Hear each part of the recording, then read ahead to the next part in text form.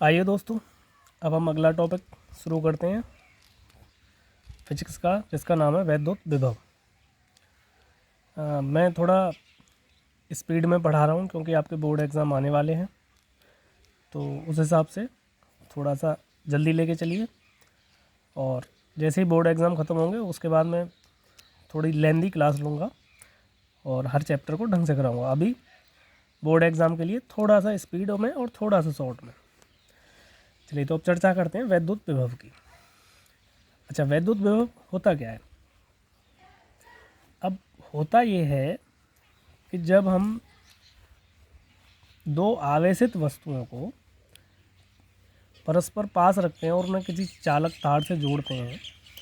मान लो ये कोई आवेशित वस्तु है और ये दूसरी आवेशित वस्तु है। अब हमें इन दोनों को जब तार से जोड़ते हैं तो इसमें आवेश का प्रवाह होने लगता है। आवेश एक दूसरे से एक सिरे से दूसरे सिरे की तरफ चलने लगता है। जैसा कि हम जानते हैं कि आवेश धनायन से ऋणायन की ओर चलता है। तो जैसे द्रव का प्रवाह होता है, जिस प्रकार ऊष्मा का प्रवाह होता है, तो उसी प्रकार आवेश का भी प्रवाह होता है। तो वैज्ञानिकों ने सोचा कि आवेश के प्रभाव को समझने के लिए कोई भौतिक राशि का निर्धारण किया जाना चाहिए। तो उन्होंने एक भौतिक राशि का निर्धारण किया और जिसका नाम लिया विद्युत विभव। तो विद्युत विभव एक्चुअल में होता क्या है? विद्युत विभव वह भौतिक राशि है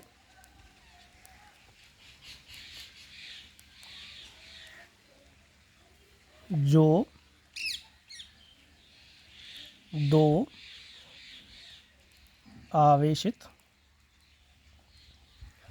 वस्तुओं के बीच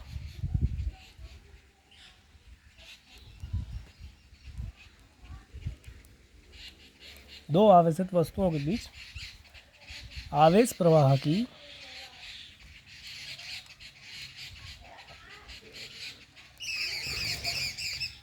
दिशा निर्धारित करती है।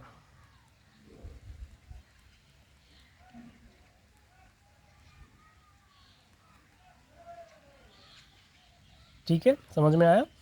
वैद्युत विभव वह भौतिक राशि है जो दो आवेशित वस्तुओं के बीच आवेश के प्रवाह की दिशा को निर्धारित करती है। अब ये दो वस्तुएं हैं, दोनों आवेशित हैं। मान लो इनमें आवेश का प्रवाह हो रहा है, तो जैसे और जिधर से आवेश का प्रवाह होगा वो हमें कौन डिफाइन करेगा? वो करेगा हमारा वैद्युत विभव। ठीक है, अब अगला टॉपिक आता है वैद्युत विभवांतर, इलेक्ट्रिक पोटेंशियल डिफरेंस। ये क्या होता है? मान लो हमारे पास कोई आवेश है Q, ये कोई पॉजिटिव आवेश है। अब हम इस आवेश को मान लो इस बिंदु से और इस बिंदु तक ले जाते हैं। यहाँ से ये कोई बिंदु P है और यहाँ तक ले जाते हैं। तो जब इस आवेश को यहाँ से यहाँ तक ले जाएंगे तो इस आवेश को वैद्युत बल, इस पर एक वैद्युत बल कार्य करेगा आवेश पर। तो जब हम इस आवेश को एक स्थान से दूसरे स्थान तक ले जाएंगे तो इस पर वैद्युत बल के विरुद्ध हमें कुछ कार्य करना पड़ेगा। तो जो कार्य हम इसके खिलाफ यहाँ से यहाँ तक ले जाने में वैद्युत बल के खिलाफ जो हम कार्य करेंगे वही हमारा कहलाता है वैद्युत विभवांतर। चलो इसकी परिभाषा में लिख देते हैं। वैद्युत क्षेत्र में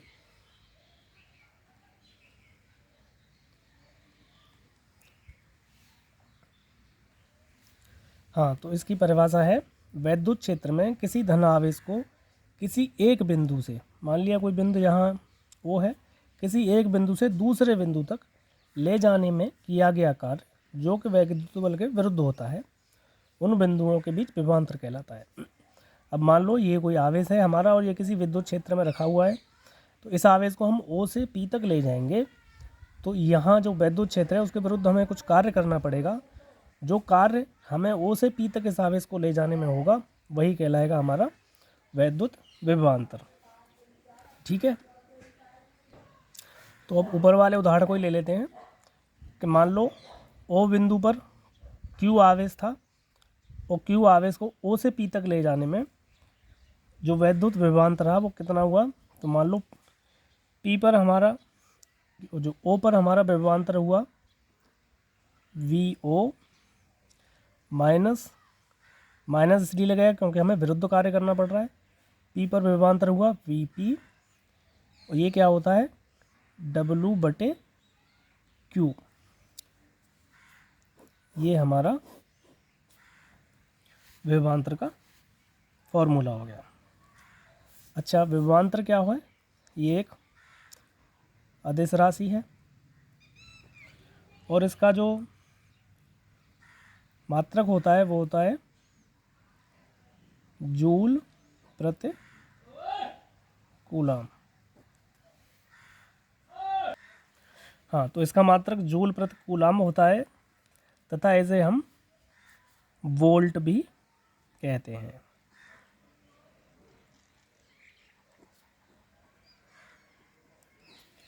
ठीक है, इसी के साथ वैद्युत विभवांतर समाप्त हुआ। अब चलते हैं अगले टॉपिक पर। अब वैद्युत विभवांतर के थ्रू अब हम वैद्युत विभव की परिभाषा बताएंगे। अब मान लो ये हमारा बिंदु O था, ये P था। मान लिया कि हमारा ये P बिंदु अनंत पर है, ये P बिंदु हमारा अनंत पर है। तो अनंत पर हमारा जो आवेश होता है हमेशा शून्य हो जाता है। तो अनंत पर माना P बिंदु अनंत पर है, तब तो अनंत पर है तब विभवांतर निकालेंगे हम। तो VO माइनस V अनंत हो जाएगा बराबर W/Q। अब V अनंत पर हम जानते हैं कि अनंत पर हमारा जो विभवांतर है, जो विभव है वो शून्य हो जाता है। तो V0 बराबर W/Q। अब यहाँ से हम वैद्युत विभव की परिभाषा बताएंगे कि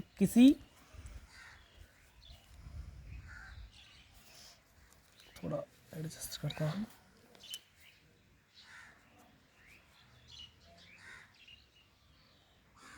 किसी धन आवेश को अनंत से वैद्युत क्षेत्र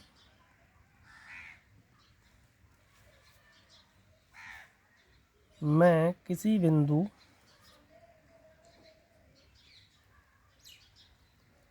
तक लाने में वैद्युत बल के विरुद्ध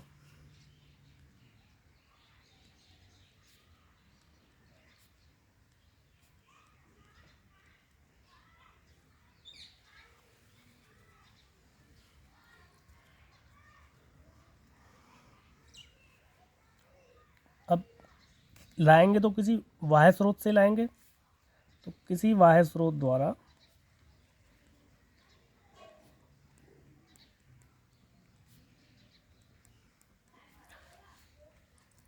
एकांक आवेश, इसका परिमाण हम 1 लेके चलते हैं आवेश का।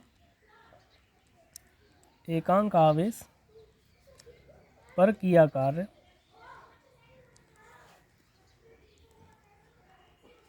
वैद्युत विभव कहलाता है।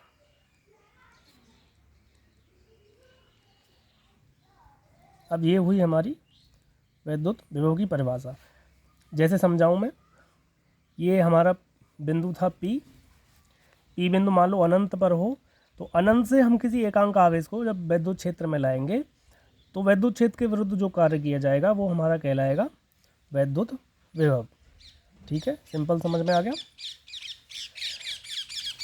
अब वैद्युत विभव भी हमारी एक अदिश राशि है और वैद्युत विभव ये भी एक अदिश राशि है और इसका मात्रक भी हमारा वोल्ट होता है, वोल्ट या जूल प्रति कूलम। अब अगला टॉपिक हमारा एकल बिंदु आवेश के कारण वैद्युत विभव। एकल बिंदु मान लिए हमारे पास कोई एक बिंदु आवेश है यहाँ Q पॉजिटिव, और हमें इस P बिंदु पर वैद्युत विभव ज्ञात करना है। मान लो Q से P की दूरी R है। अब हमने कोई एक परीक्षण आवेश ले लिया, यहाँ पर कोई भी अपनी ओर से परीक्षण आवेश ले लिया, ए ले लिया, Q नॉट नाम दे दो उसको। अब मान लो इसकी ये बिंदु मान लो O, ये P, अब ये बिंदु मान लो ए पर, ये हमने Q नॉट आवेश ले लिया यहाँ से यहाँ। अब O से A तक की दूरी मान लो x मान ली, कुछ भी मान सकते हैं। अब हम जानते हैं O और A पे दो आवेश रखे हुए हैं, तो दो आवेशों के बीच एक कूलाम्ब का नियम काम करता है। तो कूलाम्ब के नियम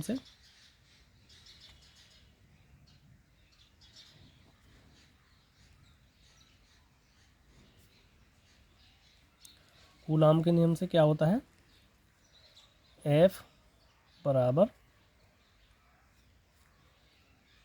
पहला आवेश गुणा दूसरा आवेश 1/4 पाई एप्सिलॉन नॉट। अगर कोई हवा या निर्वात नहीं है तो कोई और माध्यम के लिए K लगा देते हैं, अदरवाइज़ नहीं लगाते। ये माध्यम के ऊपर डिपेंड करता है। दोनों आवेशों के परमाणु का गुणनफल Q into Q naught upon बीच की दूरी का वर्ग x का स्क्वायर। तो ये हमने यहाँ से यहाँ तक इन दोनों के बीच का बल निकाल लिया कूलाम्ब के नियम से। अब मान लो हमने Q नॉट आवेश को बहुत ही थोड़ी दूरी मान लो dx, ये पूरी x थी, x का बहुत छोटा पार्ट लिया dx इसको इधर खिसकाया, मान लो ये B बिंदु पर खिसकाया यहाँ से। जब किसी दूरी की बहुत छोटा पार्ट लेते हैं तो उसको dx अवकलन के रूप में लेते हैं, dx बोल के। हमने dx खिसकाया। अब ये dx इधर खिसकाने का मतलब हुआ कि ये विद्युत बल जो भी है इसके विरुद्ध कार्य करेगा। तो अब इसे लिखेंगे कि आवेश Q नॉट को A से B तक dx दूरी चलने में किया कार्य W होता है। W बराबर क्या होता है, बल गुणा विस्थापन। क्योंकि विस्थापन सदिश राशि होती है और हम विरुद्ध चल रहे हैं, उल्टा चल रहे हैं, तो विस्थापन माइनस में होगा तो माइनस dx। तो W इक्वल टू बल गुणा विस्थापन। अब F की वैल्यू हम समीकरण 1 से ऊपर से रख देंगे यहाँ। तो W बराबर हो जाएगा 1/4 pi epsilon not K into Q naught upon x square और माइनस के dx। अब माइनस को हम बाहर ले लेंगे, इधर आ जाएगा। अब क्या हुआ, अब ये तो था x तक कार्य। अब मान लो हमें A से P तक लाने में किया गया कार्य, या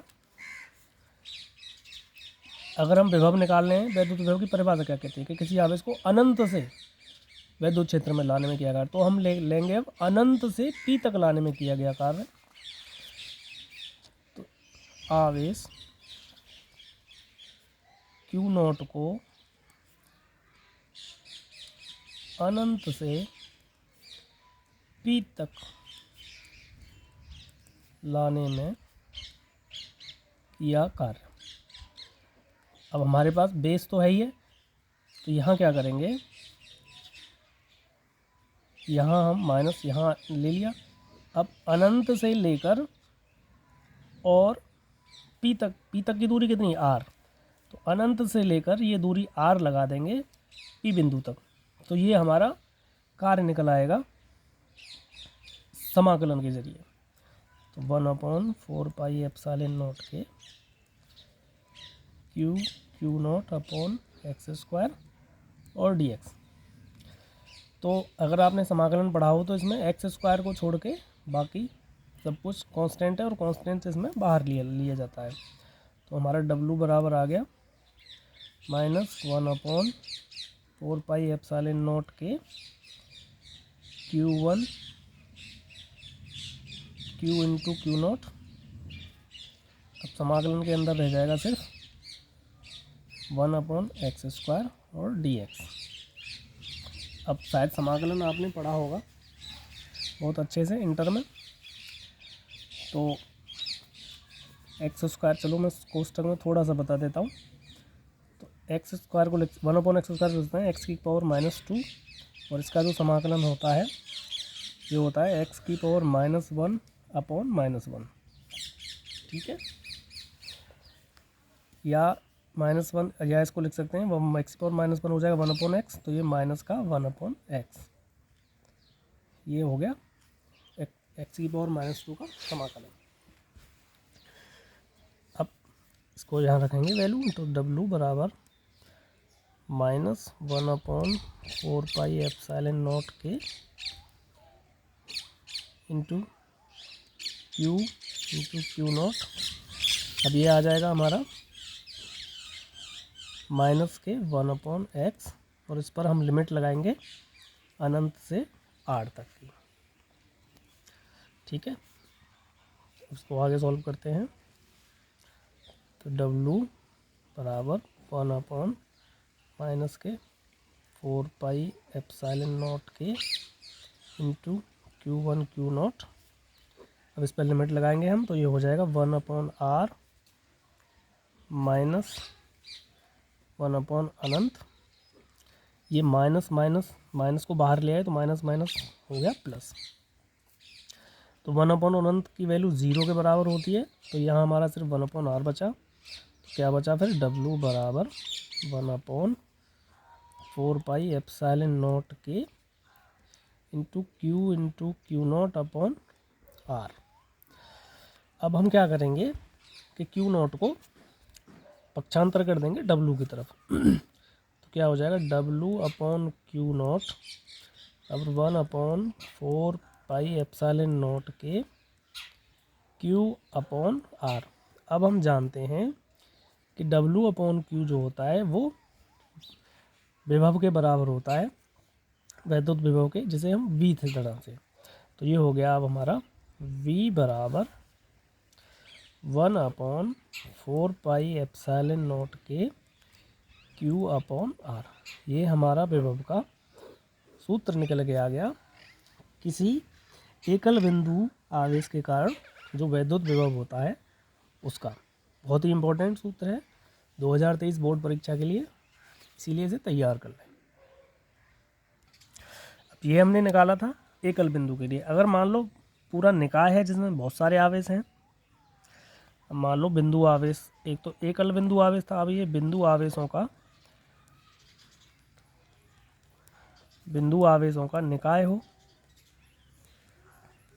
जैसे मान लो ये हमारे पास Q1 आवेश है, यहाँ Q2 है, यहाँ Q3 है, हमारे पास बहुत सारे आवेश हैं। इसी तरह से इस निकाय में जब हम परिणामी वैद्युत विभव कैसे निकालेंगे, तो इसका परिणामी जो वैद्युत विभव होता है वो सभी आवेशों के वैद्युत विभव के बराबर होता है, चाहे वो कितने भी हों। ठीक है, तो जैसे हम इसका सभी का फॉर्मूला रख देते हैं, तो परिणामी विभव हो जाएगा 1/4πε0 के लगा सकते हैं, अदरवाइज छोड़ सकते हैं, इसमें कोई ज़रूरत नहीं है। तो ये हो जाएगा, इसको कॉमन ले लेंगे, सभी में आएगा। ये हो जाएगा Q1/r1, क्योंकि हर आवेश की अपनी अलग अलग दूरी होगी और अलग अलग आवेश होगा, प्लस Q2/r2 प्लस Q3/r3, ऐसे ही जितने भी हों डॉट सो। अब अगला टॉपिक शुरू करते हैं, बहुत ही इंपॉर्टेंट टॉपिक और बहुत ही इंपॉर्टेंट डेरिवेशन है, वैद्युत द्विध्रुव के कारण वैद्युत विभव। पिछले चैप्टर में हमने बहुत अच्छे से पढ़ा था वैद्युत द्विध्रुव क्या होता है। इसमें दो आवेश होते हैं और दो विपरीत आवेश होते हैं जो कि अपने से कुछ दूरी पर, मान लो एक Q- आवेश है और एक Q प्लस आवेश है। हम जानते हैं कि इन दोनों के बीच की दूरी 2l लेते हैं। इनका बीच का बिंदु हमने O मान लिया, मान लो Q प्लस A पर रखा है, Q माइनस B पर रखा है। और इसके कारण मान लो हमें यहाँ कोई बिंदु P है जिस पर वैद्युत विभव की गणना करनी है वैद्युत द्विध्रुव के कारण। ये मान लो कोई बिंदु P है। अब मान लो A से, मान लो O से, इसके मध्य बिंदु से लेंगे।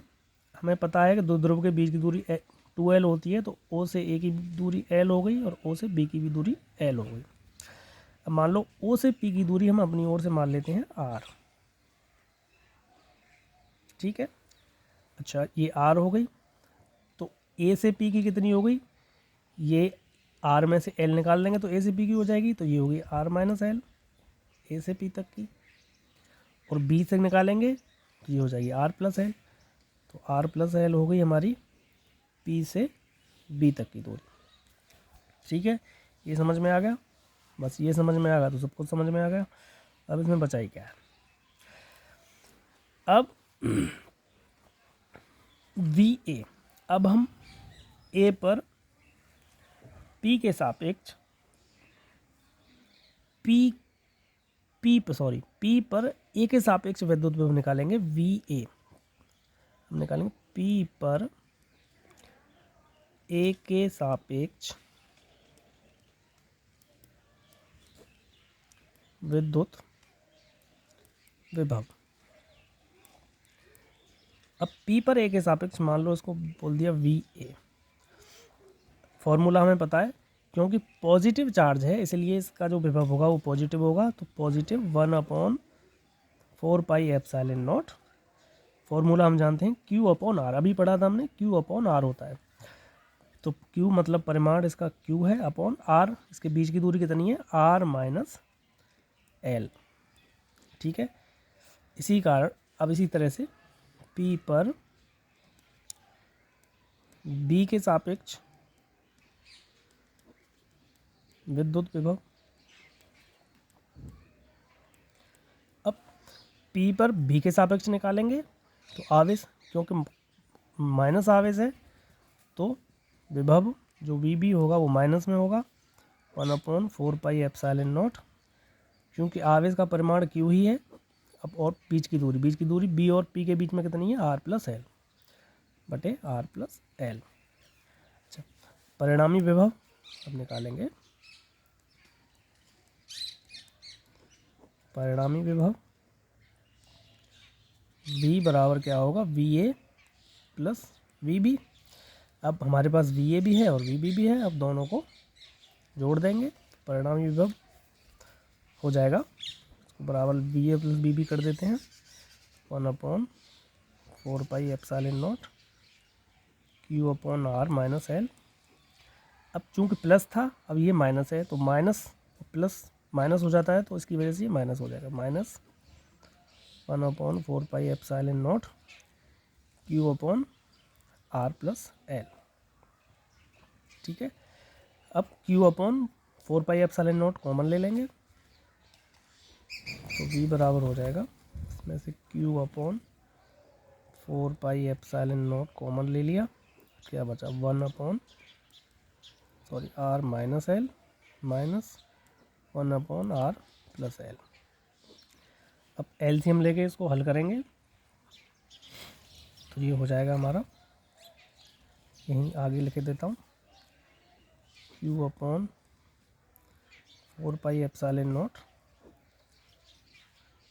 R plus L minus R plus L बटे R माइनस L और R प्लस L। ये हमारा एलसीएम आ गया और इस बिंदु को इस तरह से सॉल्व कर दिया, तो R से R कट गया। अब क्या बचा, तो V बराबर Q/4πε0 2L, यहाँ ऊपर 2L बचा, 2L अपॉन, अब ये A माइनस बी और A प्लस बी का फॉर्मूला लग गया, A square minus B square, तो ये हो जाएगा R square minus L square. अब इसको अब थोड़ा खोल देते हैं, ये हो जाएगा Q into 12 upon 4πε0 R square minus L square. अब हम जानते हैं Q इंटू 12 जो होता है वो P के बराबर होता है, वैद्युत द्विध्रुव आघूर्ण। पिछले चैप्टर में आपको याद हो तो Q इंटू 12 बराबर P, मतलब वैद्युत द्विध्रुव आघूर्ण। तो अब आगे V बराबर हो जाएगा हमारा, Q इंटू 12 की जगह हम V लिख सकते हैं। तो अब क्या बचा, 1/4πε0, यहाँ हो गया P upon r square minus L square. ये हमारा फॉर्मूला निकल के आ गया। अब P, चूँकि P बराबर होता है Q इंटू 12, ठीक है। अब ये हमारा निकल के आएगा वैद्युत द्विध्रुव के कारण वैद्युत विभव। इम्पोर्टेंट है, समझ में आ गया। चलिए अगले टॉपिक पे चलते हैं। तो अभी हमने वैद्युत द्विध्रुव देखा, अब फिर से हम वैद्युत द्विध्रुव के कारण विभव ही देखेंगे। लेकिन अभी हमने क्या देखा था, अक्षीय स्थिति, अब देखेंगे हम निरक्षीय स्थिति। तो बस चित्र समझ लीजिए, बहुत ही सिंपल है, कुछ नहीं है। मान लीजिए हमारे पास ये वैद्युत द्विध्रुव है, ये मान लो -Q आवेश है, ये +Q आवेश है, बीच का पॉइंट हमने O ले लिया, ये बिंदु मान लो B ले लिया, ये A ले लिया, इन दोनों के बीच की दूरी L होती है, टोटल दूरी 2L होती है। अब मान लो हमें यहाँ कोई बिंदु P है, यहाँ पे निकालना है वैद्युत विभव। ये दूरी हमने मान लो R ले ली, इससे इसको मिला दिया। अब जब इससे इसको मिलाएंगे तो ये एक समबाहु त्रिभुज बनेगा और ये बीच में लंब होगा। तो ये दूरी पाइथागोरस प्रमेय से हो जाएगी √r² प्लस एल स्क्वायर, और ये भी हो जाएगी √r² प्लस एल स्क्वायर। अब देखिए सेम प्रोसीजर है, कुछ नहीं करना। बिंदु P पर बिंदु A के सापेक्ष, बिंदु P पर बिंदु A के सापेक्ष वैद्युत विभव, बिंदु P पर, ये भी वैद्युत द्विध्रुव है, ये निरक्षीय स्थिति है, पहले हमने अक्षीय स्थिति करवाई थी, ये निरक्षीय है। बिंदु P पर A के सापेक्ष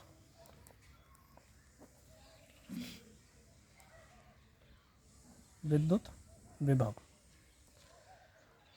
ये हमने VA मान लिया। तो VA बराबर होगा, फॉर्मूला हम जानते हैं, क्योंकि पॉजिटिव है तो पॉजिटिव होगा 1/4πε0 Q अपॉन बीच की दूरी कितनी है, R² √r² plus L square. समीकरण 1। अब बिंदु इसी तरह से लेंगे, बिंदु P पर B के सापेक्ष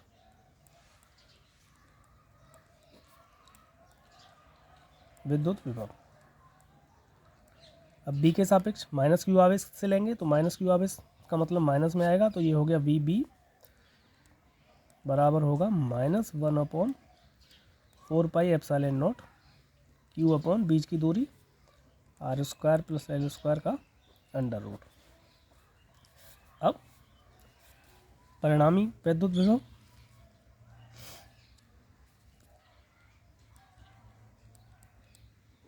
परिणामी V कितना होता है, VA प्लस VB, तो V बराबर हो जाएगा, प्लस का है 1/4πε0 Q upon √r² plus L square. चूँकि VB माइनस का है तो माइनस में हो जाएगा, -1/4πε0 Q upon r² plus L square का √। अब ये दोनों समान हैं और दोनों, एक प्लस का एक माइनस का है, तो दोनों कट जाएंगे। तो जो परिणामी हमारा वैद्युत विभव आएगा वो क्या आएगा, 0। तो हमेशा याद रखें कि वैद्युत द्विध्रुव की निरक्षीय स्थिति में हमारा जो परिणामी वैद्युत विभव होता है वो 0 होता है, वहाँ पर हमारा कोई विभव काम नहीं करता। ठीक है, चलिए इसके बाद अगला टॉपिक आता है हमारा विभव प्रवणता।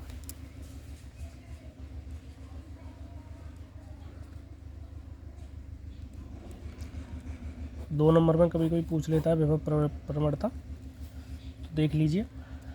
अब हमने देखा कि हम वैद्युत जो विभव है उसका सूत्र हमारे पास ये होता है कि V बराबर 1/4πε0 Q/R।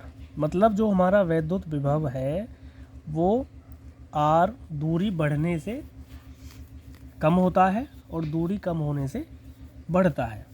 तो इसका मतलब ये हुआ कि दूरी से हमारा विभव जो है सीधा सीधा अनुक्रमानुपाती का संबंध निभाता है।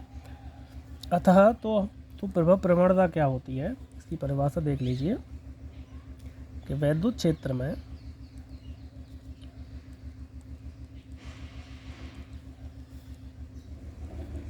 दूरी के सापेक्ष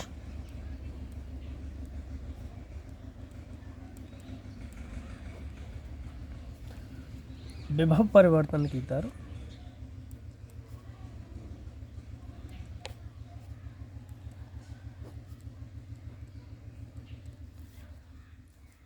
विभव प्रवणता कहलाती है।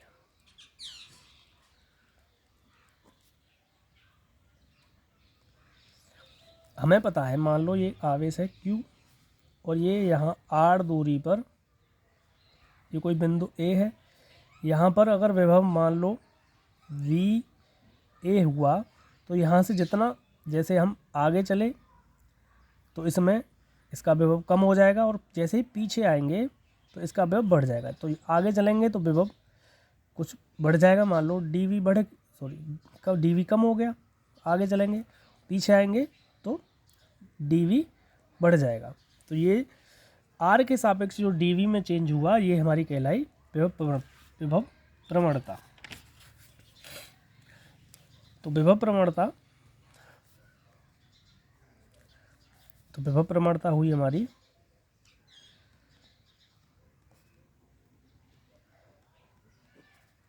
dV/dr कि थोड़ी सी दूरी पर हमारा विभव कितना चेंज होता है, ये कहलाई हमारी विभव प्रवणता। अच्छा, विभव प्रवणता का जो मात्रक है वो है वोल्ट प्रति मीटर। अब अगला टॉपिक आता है हमारा विभव प्रवणता से ही रिलेटेड है, विभव प्रवणता और वैद्युत क्षेत्र की तीव्रता में संबंध। तो यहाँ थोड़ा सा फिगर समझ लीजिए, बाकी सब समझ में आ जाएगा। ये मान लो कोई हमारा वैद्युत क्षेत्र है E, कोई E वैद्युत क्षेत्र है और यहाँ पर कोई बिंदु है हमारे, बहुत पास बिंदु हैं। ये कोई बिंदु A है और ये बिंदु B है और ये आपस में dr दूरी पर है, बहुत छोटी दूरी पर है। अब A पर मान लिए हमारा विभव V है। अब dr थोड़ा दूर जाने पर विभव क्या होता है, दूर जाने पर विभव कम होता है और dV कम होता है, अभी हमने पढ़ा है। तो ये P पर हमारा विभव हो जाएगा V माइनस dV। ठीक है, तो मान लो कोई आवेश है यहाँ, कोई कहीं मान लो यहाँ आवेश हमारा Q0 रखा हुआ है। तो Q0 पर जो हमारा वैद्युत बल लगेगा, Q0 को हम A पर लाएंगे।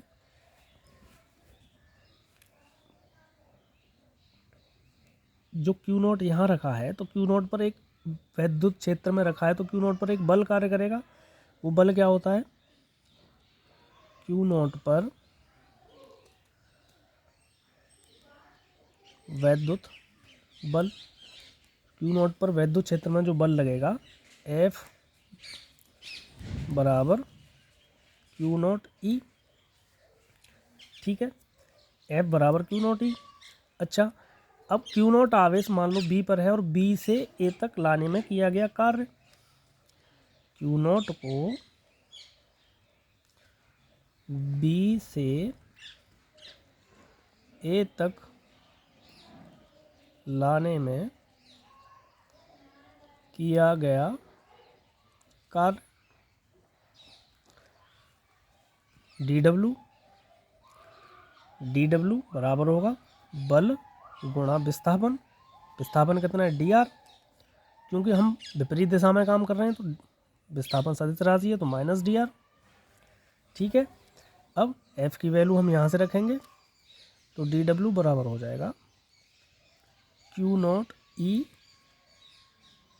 इंटू माइनस के डी आर, माइनस को बाहर लिख लेते हैं, टू डी आर।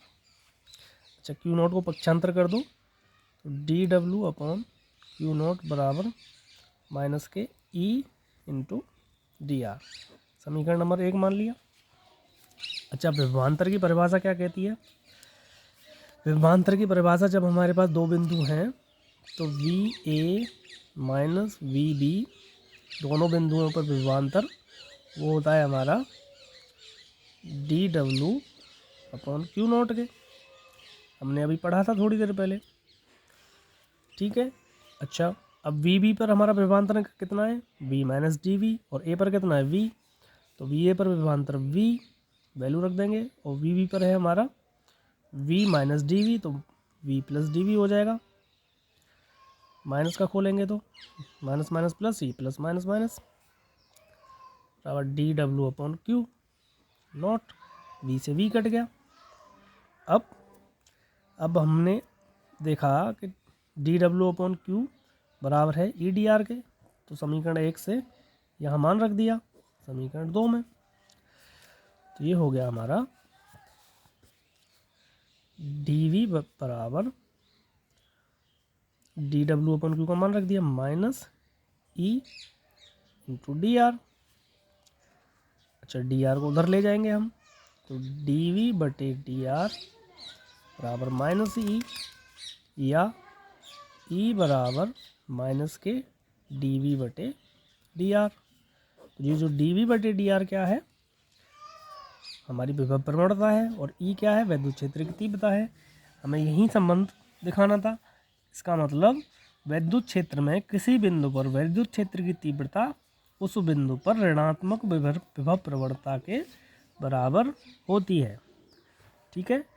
किसी बिंदु वैद्युत क्षेत्र में किसी बिंदु पर वैद्युत क्षेत्र की तीव्रता उस बिंदु पर उसकी ऋणात्मक विभव प्रवणता के बराबर होती है, ठीक है।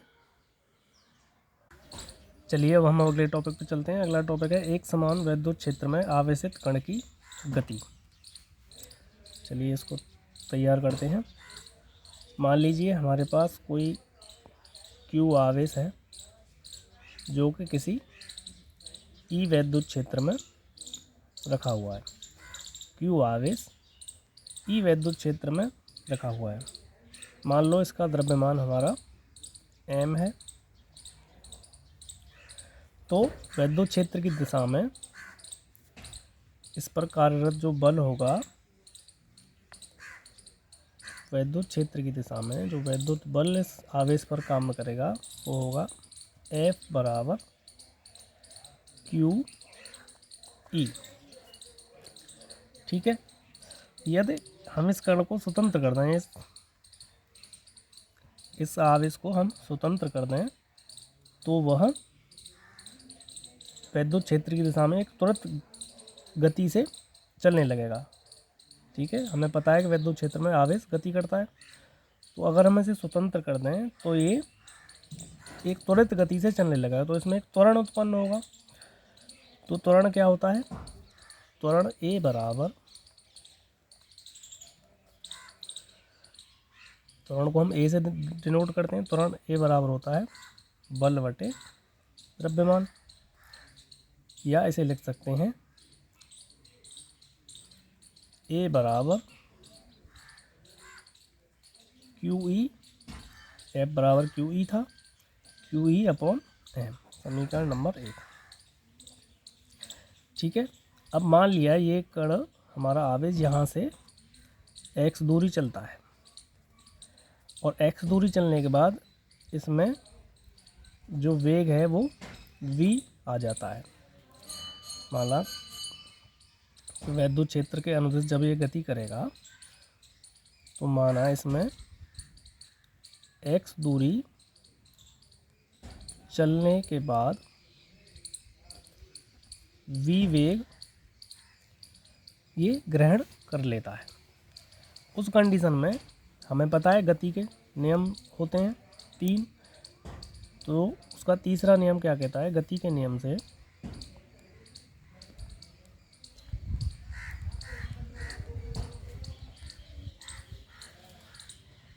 वी स्क्वायर बराबर यू स्क्वायर प्लस 2as।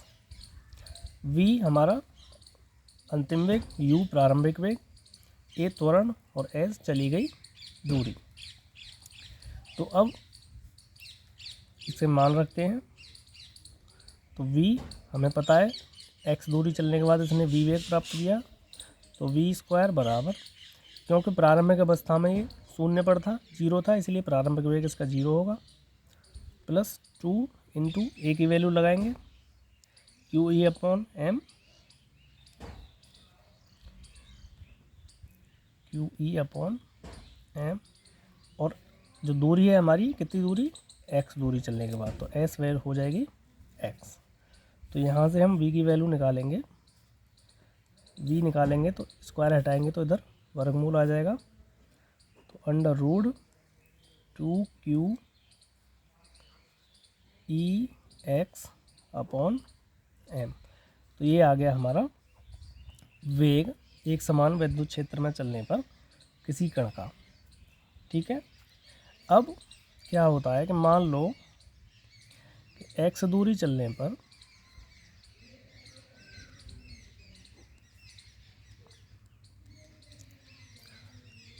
इस आवेश पर जो विभवांतर है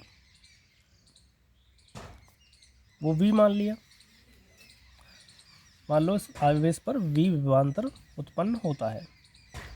तो अभी हमने पढ़ा था विभव प्रवणता में कि जो वैद्युत क्षेत्र होता है E, वो विभवांतर बटे दूरी के बराबर होता है। तो यहाँ से v बराबर ई एक्स,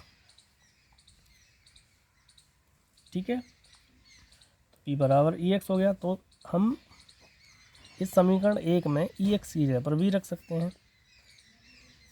तो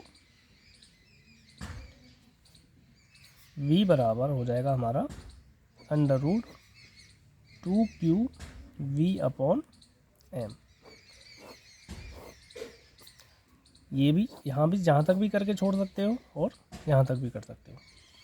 तो ये हो गया हमारा एक समान वैद्युत क्षेत्र में आवेशित कण की गति का फॉर्मूला। इसके बाद हमारा अगला टॉपिक आता है वैद्युत स्थितिज ऊर्जा। तो वैद्युत स्थितिज ऊर्जा क्या होती है, चलो पहले इसकी डेफिनेशन देख लेते हैं कि दो या दो से अधिक,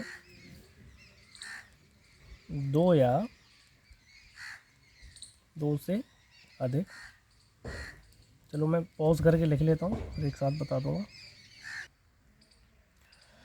वैद्युत स्थितिज ऊर्जा की परिभाषा क्या कहती है, दो या दो से अधिक बिंदु आवेशों से मिलकर बने निकाय की स्थितिज ऊर्जा उन्हें अनंत से परस्पर निकट लाने में किए गए कार्य के बराबर होती है। जैसे मान लिया हमारे पास दो आवेश हैं Q1 और Q2,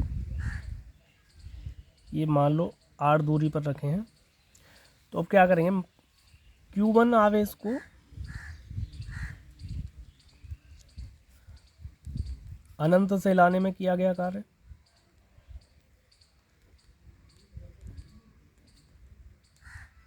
जब Q1 आवेश को अनंत से लाने में किया गया कार्य होगा वो हमारा वैद्युत विभव के बराबर होगा।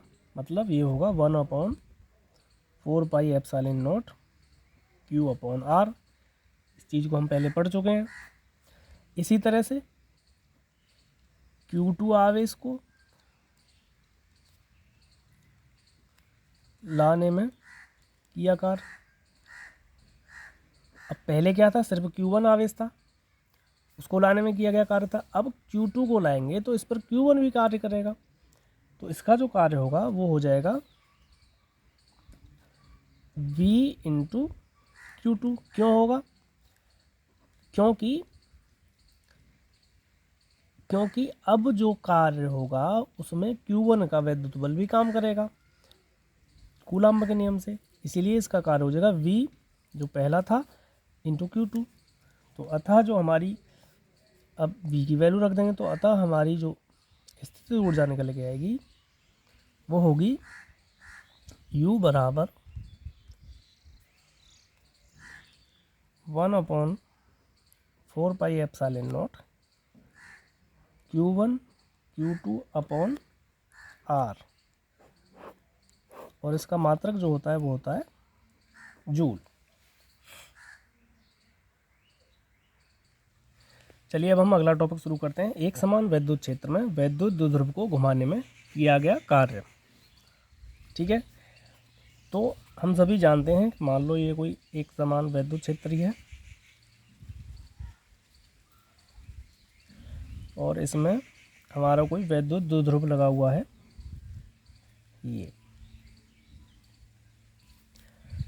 वैद्युत ध्रुव के इस पर एक पर प्लस आवेश होता है और एक पर माइनस आवेश होता है। हम जानते हैं कि वैद्युत ध्रुव पर के दोनों सिरों पर एक बल कार्य करेगा, वैद्युत बल QE,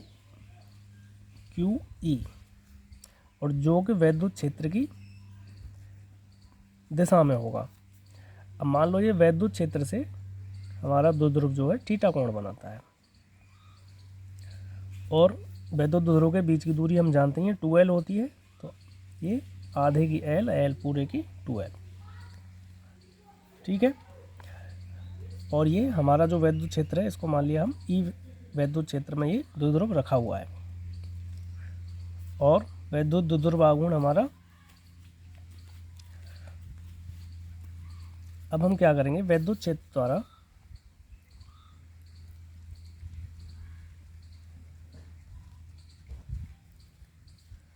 द्विध्रुव पर लगाया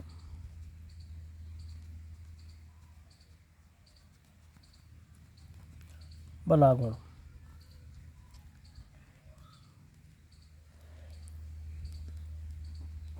अब ये वैद्युत क्षेत्र द्विध्रुव को अपनी ओर घुमाने की कोशिश करेगा, तो घुमाने में इस पर एक आघूर्ण काम करेगा, जिसे बोलेंगे हम बलाघूर्ण, जो बड़ाघूर्ण बराबर होगा टाउ बराबर PE साइन थीटा, क्योंकि थीटा कोण से ये झुका हुआ है। बलाघूर्ण हम पहले पढ़ चुके हैं। अब इसकी जो प्रवृत्ति होगी इसको घुमाकर वापस वैद्युत क्षेत्र की दिशा में करने की होगी। ठीक है, अब मान लो कि हम ये इसको घुमा रहा है, तो बहुत छोटा एंगल इसको घुमाया, अति सूक्ष्म कोण मान लिया हम, इसने इसे एक अति सूक्ष्म कोण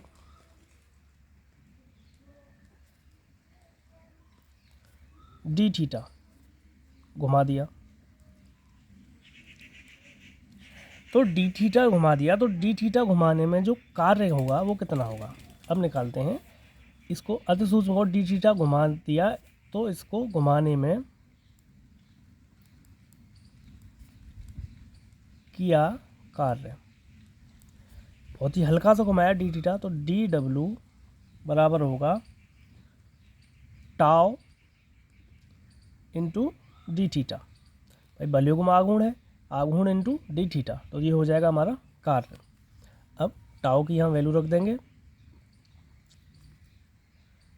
PE sine theta into D theta. अब मान लो वैद्युत क्षेत्र में माना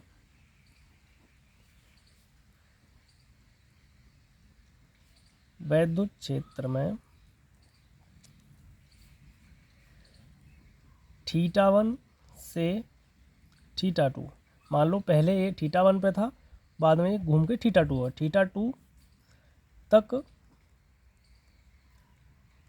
घुमाने में किया कार्य, θ1 से θ2 घुमाने में। तो कार्य कैसे निकालेंगे, इसकी यहाँ लिमिट लगा देंगे और समाकलन ले लेंगे। θ1 से θ2 PE sine theta into D theta. अब इसको सॉल्व करके आ गया W बराबर PE cos θ1 माइनस cos θ2। अब मान लो कि वैद्युत द्विध्रुव वैद्युत क्षेत्र की दिशा में ही था। अब ये तो हमने माना थीटा कोण पे, मान लो कि वैद्युत द्विध्रुव माना जो हमारा द्विध्रुव था वैद्युत क्षेत्र की दिशा में था। तो इसका मतलब क्या हुआ? इसका मतलब ये हुआ कि जो θ1 था वो 0 डिग्री था। भाई दिशा में होगा तो θ 0 डिग्री हो जाएगा। अब 0 डिग्री से हमने इसको थीटा कोण घुमा दिया तथा इसे थीटा कोण घुमाया। तो इसका मतलब क्या हुआ? θ2 बराबर हो जाएगा थीटा। अब θ1 और θ2 के मान रख के फिर कार्य निकालते हैं। तो W बराबर PE cos 0 minus cos theta. अब हम सभी जानते हैं cos 0 की वैल्यू 1 होती है। तो W बराबर हो जाएगा PE 1 माइनस cos थीटा। तो ये हमारा निकल के आ गया एक समान वैद्युत क्षेत्र में वैद्युत द्विध्रुव को घुमाने में किए गए कार्य का व्यंजक। ठीक है, समझ में आ गया। अब चलते हैं अगले टॉपिक की ओर। इसी के साथ हमारा ये चैप्टर वैद्युत विभव समाप्त होता है। अब कल अगला चैप्टर। तब तक के लिए नमस्कार।